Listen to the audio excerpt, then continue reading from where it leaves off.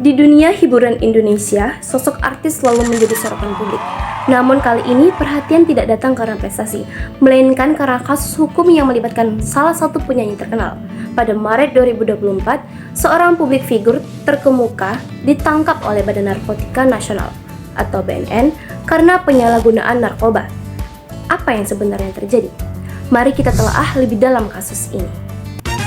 Halo semuanya, perkenalkan saya Suryani Damayanti dari jurusan Ilmu Administrasi Publik, Fakultas Ilmu Sosial dan Ilmu Politik, Universitas Sriwijaya.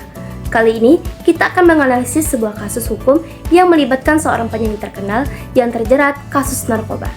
Bagaimana kronologi kasus ini dan apakah putusan hakim sudah tepat? Simak terus video ini.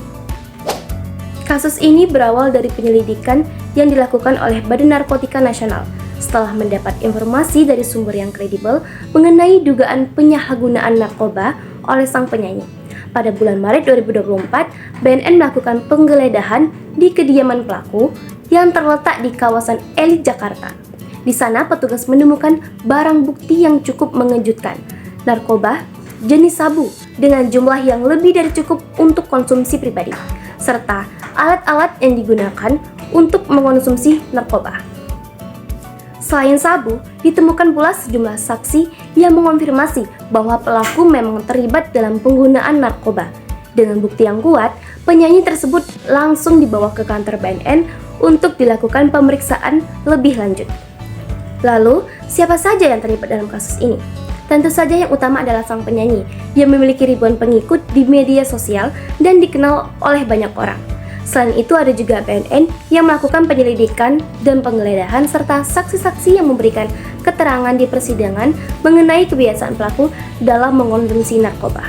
Penyanyi ini diduga terlibat dalam penyalahgunaan narkoba karena tekanan dari kehidupan profesionalnya sebagai seorang selebriti. Tekanan untuk selalu tampil sempurna di media sosial, tuntutan pekerjaan yang tinggi, dan masalah pribadi mungkin menjadi faktor pendorong yang mengarah pada penyalahgunaan narkoba.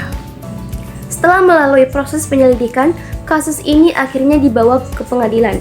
Pelaku didakwa melanggar Undang-Undang Narkotika, tepatnya Pasal 112 dan Pasal 127 terkait dengan penyalahgunaan narkoba.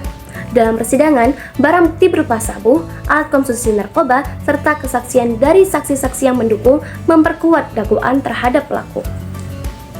Setelah melalui persidangan, hakim akhirnya menjatuhkan putusan yang cukup tegas, hukuman penjara selama 5 tahun, ditambah denda serta kewajiban bagi pelaku untuk menjalani rehabilitasi narkoba selama masa hukuman.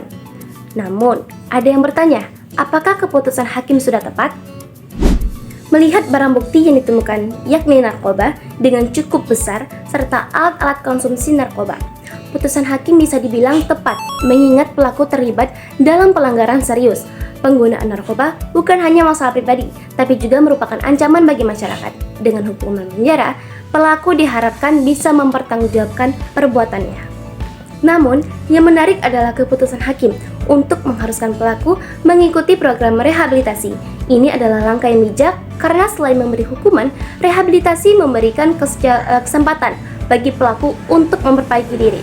Mengingat pelaku adalah seorang publik figur, ini juga menjadi pesan penting bagi masyarakat bahwa masalah narkoba bisa dialami oleh siapa saja, termasuk selebriti. Jadi, apakah keputusan hakim sudah tepat? Menurut saya, ya, sudah tepat. Penggunaan narkoba adalah kejahatan yang harus ditangani dengan serius.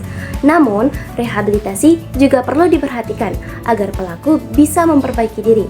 Kasus ini mengingatkan kita bahwa di balik kehidupan gemerlap selebriti, ada realitas yang seringkali tersembunyi. Sebagai masyarakat, kita harus lebih sadar dan peduli terhadap bahaya narkoba. Baik, itu saja pemaparan mengenai kasus hukum pidana yang dapat saya sampaikan. Saya ucapkan terima kasih telah menonton. Semoga video ini dapat berguna bagi kalian semua. See you!